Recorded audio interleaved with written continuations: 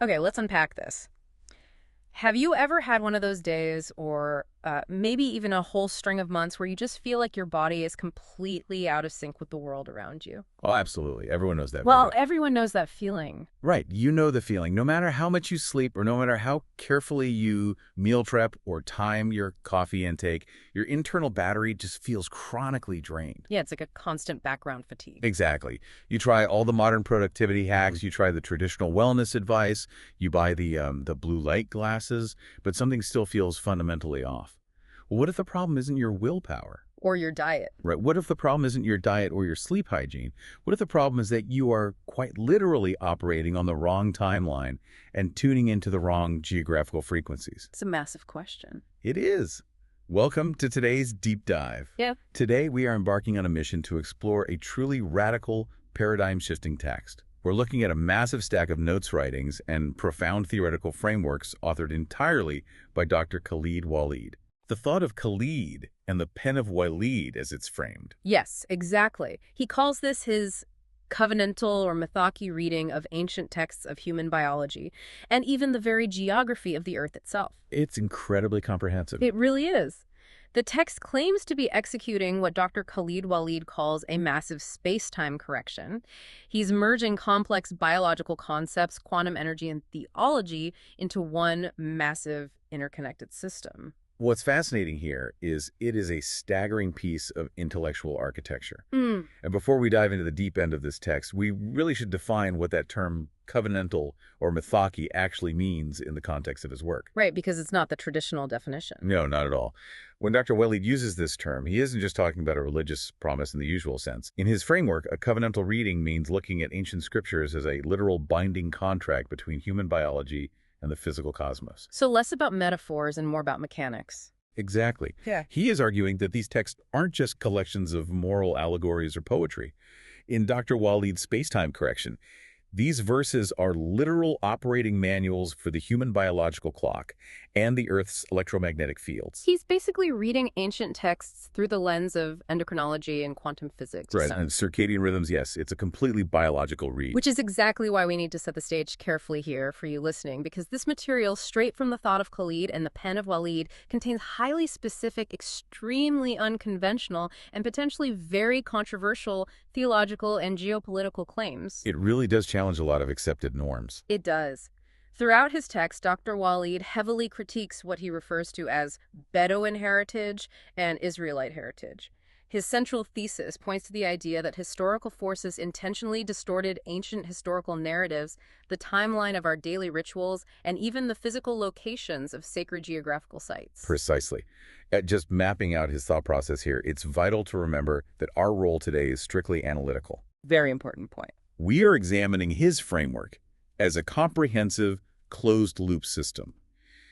We are not here to debate the geopolitical history of the Middle East, nor are we validating or endorsing these historical and geographical claims over traditional theological consensus. We're totally impartial today. Right. Our job today is to act as neutral guides, walking you through this fascinating theoretical framework exactly as it is presented in his text. Every theory, every concept, and every scientific interpretation we discuss today is explicitly the intellectual property of Dr. Khaled Waleed. Exactly. We are just the messengers exploring the blueprint he's drawn up. And what a blueprint it is, just to tease where his theories are going to take us today. What if the way millions of people around the world break their fast is biologically backward, according to this framework? That's a huge claim in his notes. Right. What if rushing to eat a massive meal and immediately diving into the evening's activities is actually causing a massive invisible crash in your nervous system? The biology he brings in to explain that is wild. And even more mind-bending, what if one of the most famous geographical sites in the world, a place you've definitely seen pictures of, maybe even visited, is actually functioning as a massive natural battery for the human body? It's quite the journey. Dr. Waleed's theories are going to take us from the timing of your dinner all the way to a giant electromagnetic circuit board stretching across the Middle East. It's a massive intellectual journey for sure. And to understand the geography, we actually have to start with the biology and the clock. We have to start at the foundation of Dr. Waleed's primary critique. Section 1 of his framework. Right. Section 1 is all about this great space-time correction and fundamentally redefining what the night actually is. because according to his writings, humanity has essentially lost the plot when it comes to time. He argues that traditional historical interpretations, which again he explicitly terms satanic Bedouin and Israelite heritage, have dangerously confused the concepts of night, day, dusk, and dawn. He claims that centuries of this inherited tradition have effectively blinded humanity to the true biological rhythms dictated by the earth. But wait, let me make sure I'm following his logic here. How exactly does someone confuse the night? I mean, we just look out the window, see it's dark, and think, okay, the sun is gone, it's nighttime. It seems pretty straightforward. How does his text redefine something so basic? Well, what's fascinating here is how he approaches Quranic, verse 24.58. In Dr. Waleed's framework, the night is absolutely not just a block of darkness. He looks at this verse, which mentions 3 specific times of privacy or undressing, and he maps it out functionally. Functionally, like distinct phases. Yes, he divides the concept of the night into 3 distinct auras or functional boundaries. It's a highly structured navigational system for the human body, not just a description of the sky's lighting. Okay, so he's looking at it like a strict schedule. What are these 3 boundaries in his mapping? The first boundary in his framework is the time before dawn. In Dr. Waleed's system, this is a highly specific energetic state. It is the end of fasting, yes, but it is also the beginning of total bodily restraint. So a hard stop. A very hard stop, which we'll get into the endocrinology of shortly. Then he jumps to the middle of the day. The second boundary is midday or noon. Okay, the middle of the day. Right. Dr. Waleed defines this based on the verse's mention of a time to lay down your garments as a necessary total decoupling from physical movement. It is a functional period of biological rest dictated by the environment. So rest is mandatory then? Exactly. And the third boundary in his mapping is after nightfall or Isha. This is when, according to his framework, permissible physical intimacy begins, and the ultimate total completion of the daily fast finally occurs.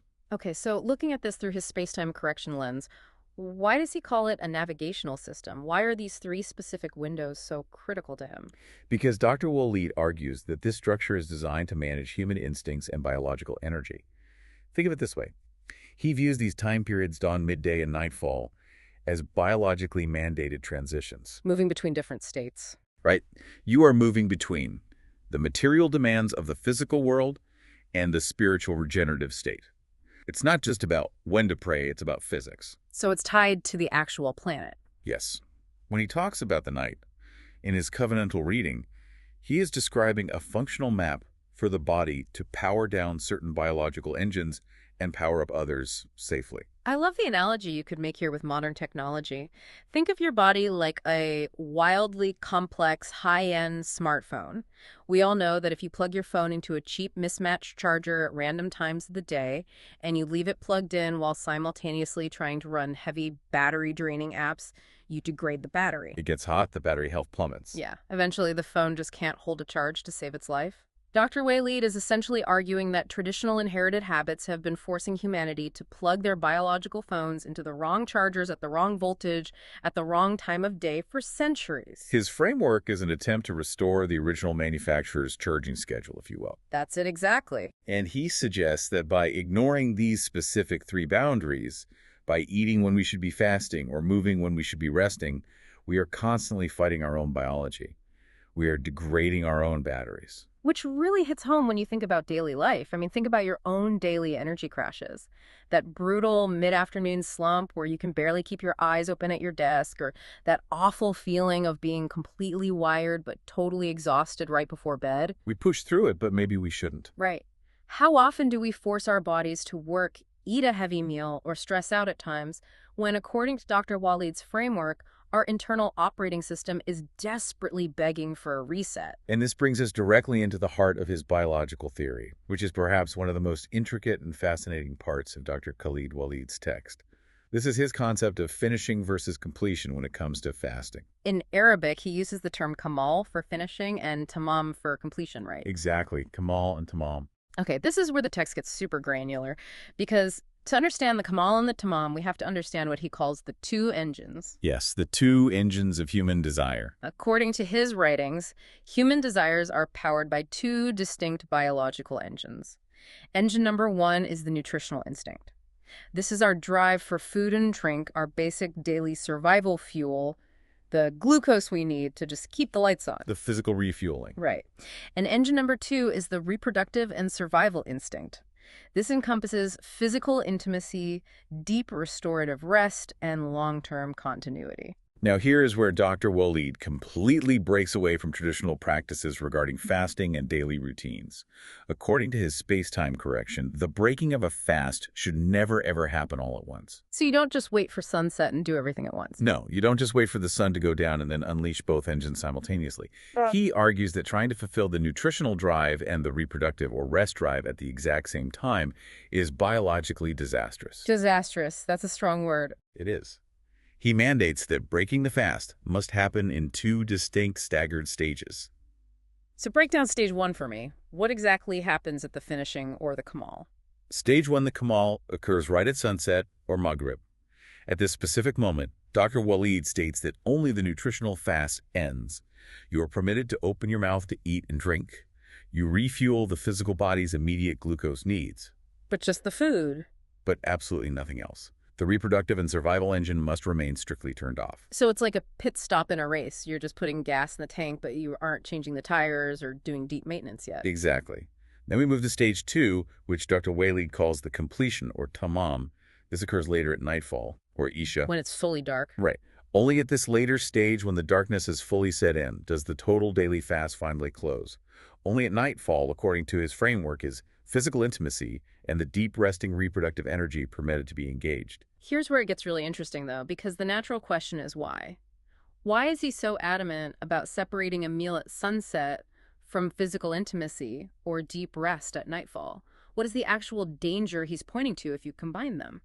This is where Dr. Waleed backs up his scriptural reading with an incredibly detailed look at modern biology, specifically the circadian rhythm and our autonomic nervous system. He maps these ancient concepts directly onto our hormones. So let's look at stage 1 at sunset. According to his biological framework, when you eat after a long day of fasting, your body experiences a massive insulin spike. Glucose is rushing into your bloodstream to feed your brain and your vital organs. It's an emergency refuel. Right, your body has been running on fumes and suddenly it gets a massive influx of energy. Correct. And digesting that food requires a massive amount of blood flow and energy to be directed to your gastrointestinal tract. This process is governed by the parasympathetic nervous system. Okay, for those of us who haven't taken a biology class in a while, what exactly is the parasympathetic nervous system doing here? The parasympathetic nervous system is often called the rest and digest system. It slows your heart rate, increases intestinal and gland activity, and relaxes your sphincter muscles in the gastrointestinal tract. It's focusing purely on the food. Yes. It is the exact opposite of your sympathetic nervous system, which is your fight-or-flight response that pumps adrenaline and sends blood to your muscles for heavy exertion. Got it. So at sunset, when you eat, your body is screaming for rest and digest. Yes. But Dr. Waleed argues if you engage in intense physical activity or specifically reproductive activity immediately after this meal, which is what he claims traditional heritage often mistakenly allowed or even encouraged by lumping all fast breaking into one moment, you are literally shocking your nervous system. Because you're activating 2 opposite systems at once. You are asking your body to maintain the heavy blood flow to the stomach for digestion, while simultaneously demanding extreme blood flow to the extremities and reproductive organs for physical intimacy or heavy exertion. Oh, wow. So you're basically pulling the body's resources in 2 completely opposite directions at the same time. Precisely. His framework describes this as a massive biological conflict. It creates a profound cardiovascular strain. The heart has to work overtime to try and pump blood to competing systems. It interrupts the Kamal. Yes. The finishing of the nutritional fast is interrupted because the body's energy is suddenly split. Digestion slows down, leading to bloating and lethargy, and the physical exertion is strained and exhausting. It makes so much intuitive sense when you relate it to modern life. Think about how you feel when you go out for a massive heavy dinner like a huge steak or a massive plate of pasta, and then immediately try to go to the gym or immediately try to do deep focused work or even just trying to be highly active. You feel terrible. You feel terrible. Your heart races, you feel incredibly bloated, you get brain fog, and your energy completely crashes. Because you are violating the biological sequence that Dr. Waleed is outlining.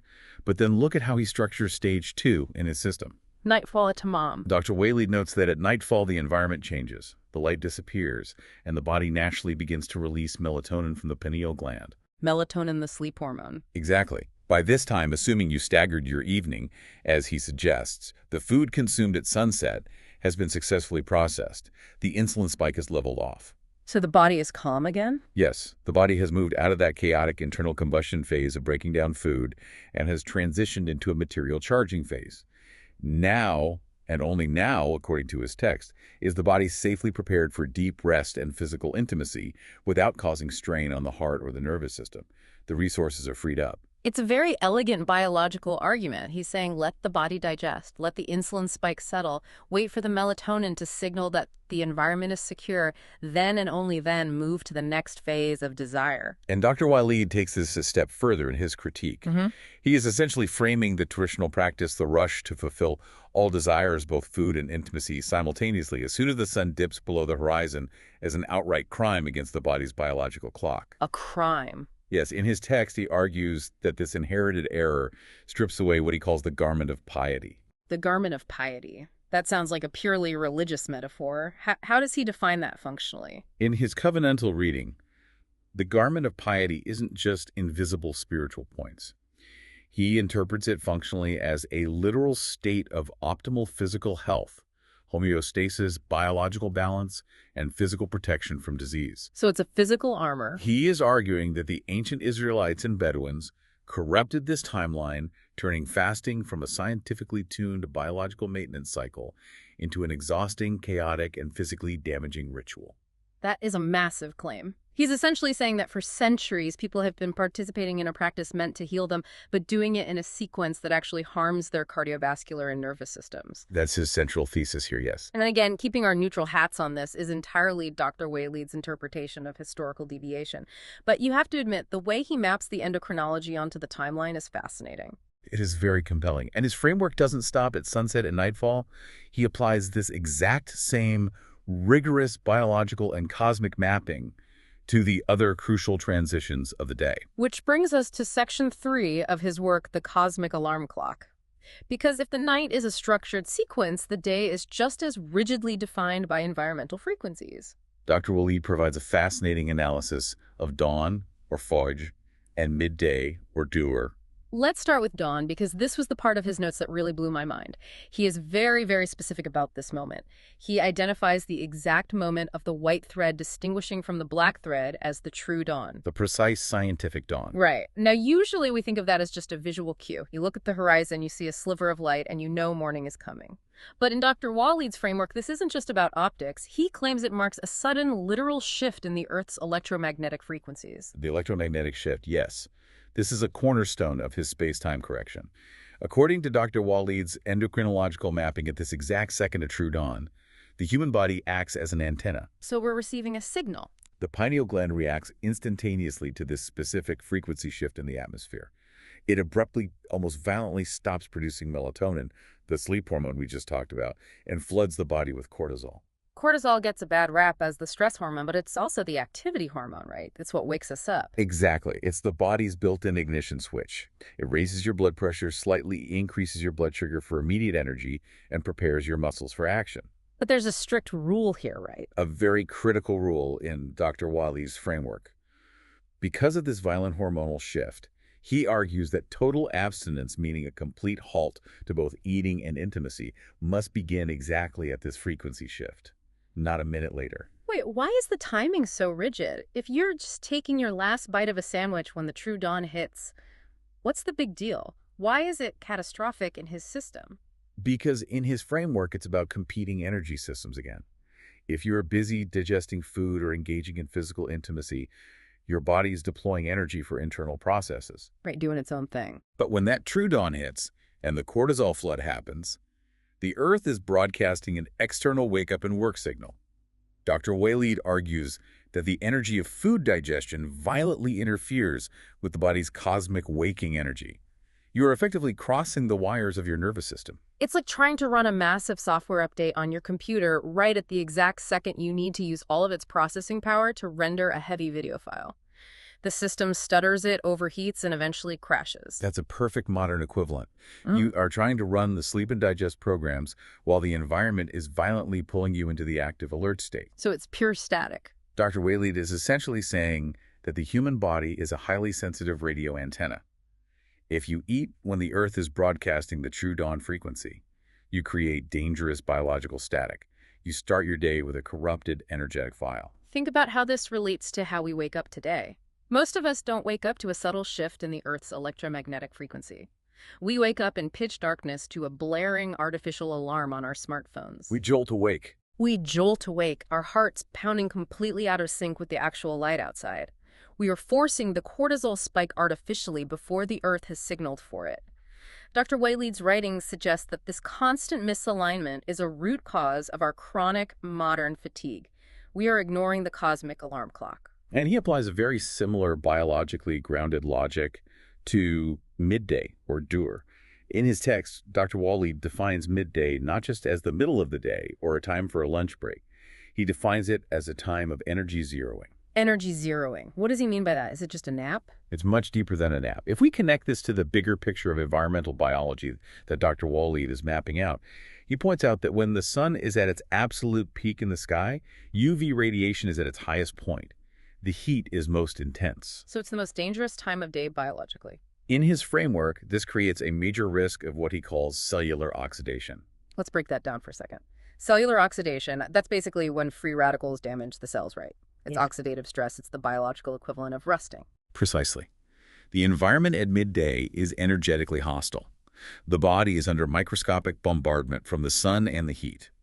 Therefore, Dr. Waleed dictates that resting laying down your garments, as the verse says, and seeking cold or stillness during this midday period is not just a nice suggestion for a siesta. It is a biological imperative. So you have to power down the machine. You absolutely must. In his system, it is necessary to stop the cells from burning out.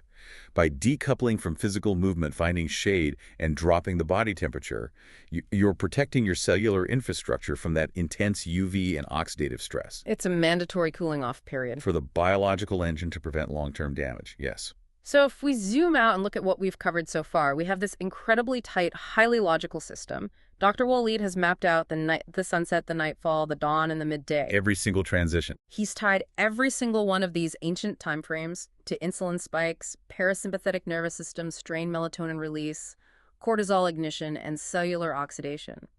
He's built a complete closed-loop space-time correction for human habits. He's basically written the user manual for the human machine. He has. Yeah. But as comprehensive as the biological clock is, it's only half of his space-time correction. Right, there's more. Because time and space are intimately connected. If the time we do things is dictated by cosmic frequencies, according to his text, what about the places we do them? Do different locations on Earth have different frequencies? And that is the perfect pivot, because this transition takes us into section 4 of his work, which contains, without a doubt, Dr. Waleed's most explosive, radical, and controversial claims regarding the sacred map. We are moving from the clock on the wall to the map of the world. And this is where we need to be incredibly precise about our role as guides today. Excellent. The geographical reinterpretation we are about to discuss is entirely the theoretical framework of Dr. Khaled Waleed. We are neutrally reporting his claims, exploring his thought process, to see how he justifies redrawing the locations of these massive, globally recognized historical sites. Because his text fundamentally challenges accepted geographical and historical norms. He doesn't just challenge them, he completely redraws the map from scratch. Let's start with Al-Masjid al-Haram, which is traditionally and globally accepted as the sacred mosque in Mecca. Right. Dr. Waleed claims that this location is misunderstood due to historical obfuscation. According to his specific space-time correction, the true Al-Haram, which he describes conceptually as the center of sovereignty, the cockpit of the ship, is actually the Dome of the Rock in Jerusalem, which he also refers to in his text as Al-Quds, or Baka. Yes. In his framework, Jerusalem is the central command station for the Earth's cosmic frequencies. It is the emitter.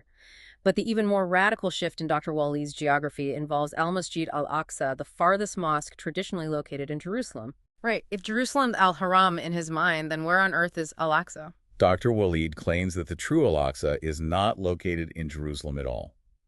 According to his deeply researched framework, the true Al-Aqsa is located at the Dead Sea, which he refers to as Al-Yam. The Dead Sea. He specifies its location incredibly precisely. He maps it as being nestled between Mount Sinai in Jordan and Mount Sinai in Palestine, sitting at the absolute lowest point on Earth. Okay, let's just pause and absorb that. He is taking two of the most heavily contested, deeply revered pieces of real estate on the planet and completely reassigning their identities. The immediate question any listener is going to have is why the alleged mix-up?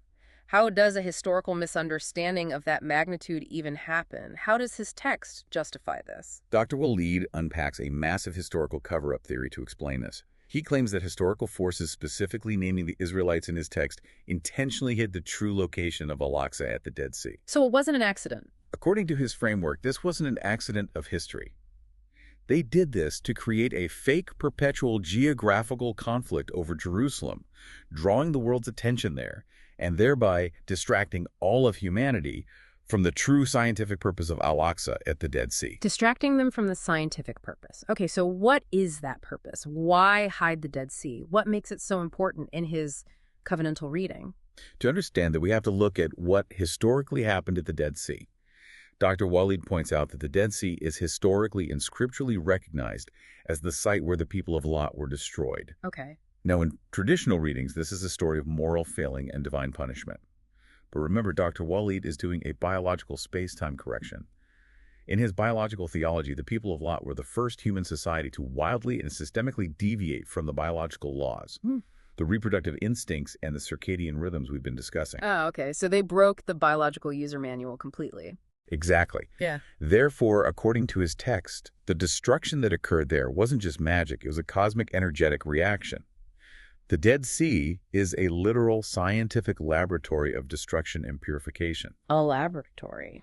He argues that by hiding its true identity as the farthest mosque, these historical forces prevented humanity from studying this laboratory. They prevented us from learning the physics of that destruction, and more importantly, learning how to properly cleanse the human biological system using that specific environment. It completely flips the narrative of ancient history. It turns a moral fable into a physics experiment. Just look at how Dr. Waleed reinterprets the concept of the night journey, or Isra. This is a key part of his map. Traditionally, billions of people understand the night journey as a miraculous, instantaneous travel from Mecca to Jerusalem. But in Dr. Waleed's framework, if you apply his new map, the night journey was a journey from the center of sovereignty, which he says is the Dome of the Rock in Jerusalem, down into the ultimate scientific laboratory of purification, the Dead Sea. Exactly. He's tracing a path not just across dirt and sand, but across a specific energetic circuit. The night journey in his reading is a journey of frequency calibration. Which brings us to the final, most scientifically speculative, and frankly coolest part of his framework. Section 5, the Dead Sea as Earth's battery. This is where the physics really come into play. Because his text doesn't just say the Dead Sea is symbolically important or historically interesting. He provides a deeply detailed scientific framing of Al-Yam, the Dead Sea, as a literal functioning cosmic battery and biological cleansing station for the entire planet. Yes, he gets incredibly deep into the physics and the topography here. To understand his argument, you have to look at the unique metrics of the Dead Sea. Dr. Waleed notes that it is 430 meters below sea level. The lowest point on dry land. It is the absolute lowest point anywhere on Earth. Because of this extreme depression, he states that it possesses the highest atmospheric pressure and the highest oxygen density on the planet. Right. And anyone who has been there knows the air feels different. It's thick. And of course, the water itself is famous for its incredibly high ion and salt concentrations. You can't even sink in it. You just float on top of this dense mineral soup. Exactly. And according to Dr. Waleed's physics, this unique combination of high pressure, high oxygen, and hypersalinity turns the entire Dead Sea basin into a massive electrolyte solution. Okay, let's explore that. An electrolyte solution is basically a medium that conducts electricity, right? Like the acid inside a car battery. Precisely.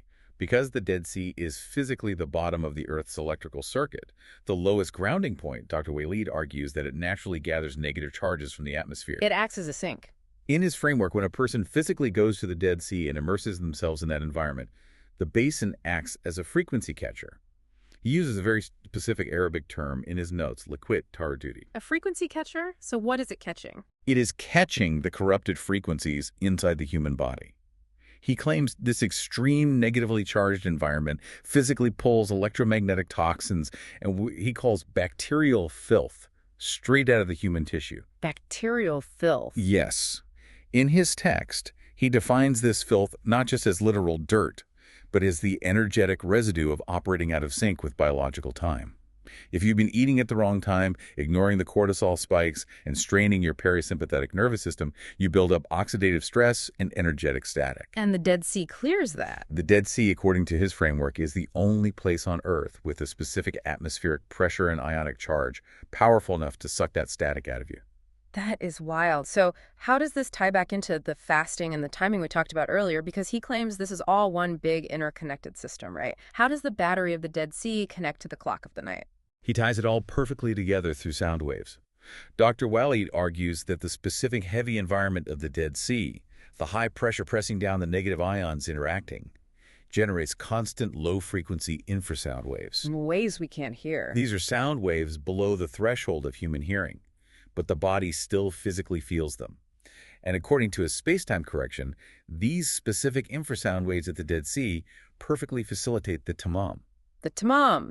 Stage 2 of breaking the fast. The deep completion phase at nightfall where the melatonin is released and the body is ready for deep rest. Exactly. His text claims that the ambient frequency of the Dead Sea literally syncs the human body's internal clock with the Earth's atmospheric pressure. The environment forcibly induces the tamam. It forces you to rest. It allows for perfect stress-free cellular rest and complete biological renewal.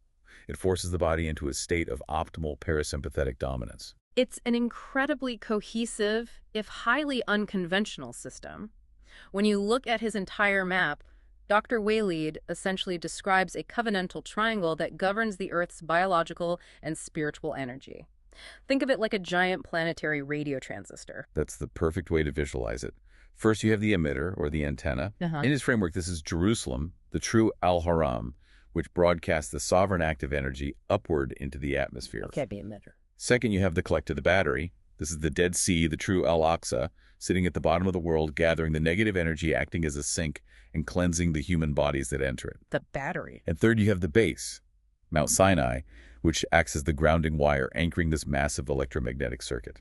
I mean, if Dr. Waleed's framework is right, geography isn't just about dirt rocks and political borders. It's not just about where certain empires decide to draw lines on a map. Geography is about hardware. The Earth as a machine. Exactly. The Earth is a giant motherboard. Different places on Earth might literally run different software updates on our human biology based on their elevation, their atmospheric pressure, and their ionic charge. Going to the Dead Sea, in his view, isn't just a fun spa trip to get some mud on your face. It's plugging your biological phone directly into the Earth's main power supply to clear out corrupted files and re-download the original operating system. It forces a profound paradigm shift in how we view the relationship between human physiology and the planet. Dr. Waleed's thought and pen demands that we stop seeing ourselves as isolated, independent machines moving through inert dead space. We're part of it all.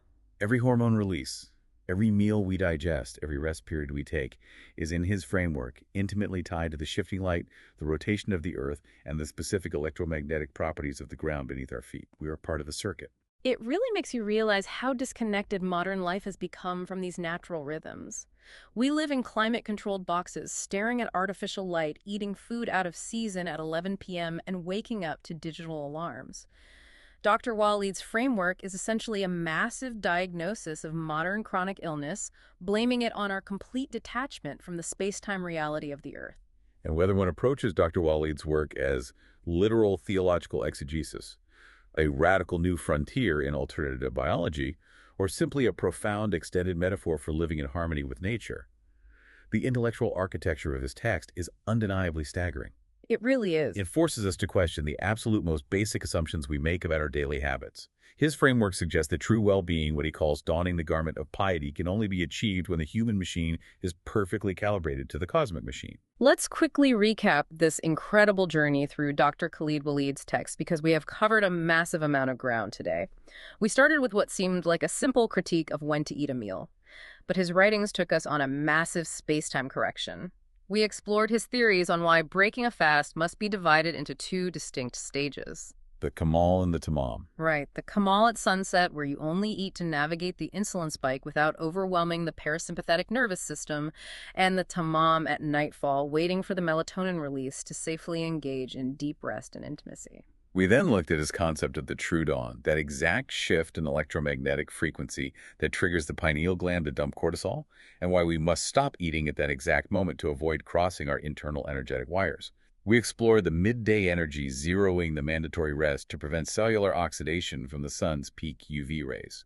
And then the text redrew the entire map of the Middle East, proposing a giant electromagnetic circuit board stretching from the Dome of the Rock in Jerusalem, the emitter, to the ultimate biological reset button, the Dead Sea, the battery. A place designed to catch frequencies and pull the energetic static out of our bodies. It's a lot to process, and reading through his notes definitely changes how you look at the sunset, that's for sure. It certainly gives you a new respect for the complexity of the human body and its environment. Which leaves us with a final provocative thought for you, the listener. It's something directly inspired by Dr. Waleed's framework, but taking it a step further into your own life right here, right now. If, as Dr. Khaled Waleed's text suggests, the Earth has specific geographical batteries and specific times of day that act as rigid charging cycles, what invisible frequencies are you tuning into right now, sitting in your exact location? It's a great question. Based on the time of day, the light outside, and the altitude of where you are sitting, are you currently charging your biological battery, or are you secretly, invisibly draining it by fighting the cosmic clock? Think about that the next time you reach for a heavy snack at midnight or try to push through a grueling workout under the midday sun. Thank you so much for joining us on this incredibly deep dive into the space-time correction of Dr. Khaled Waleed. Keep questioning, keep learning, and maybe pay just a little more attention to the shifting of the light outside your window. We'll catch you on the next deep dive.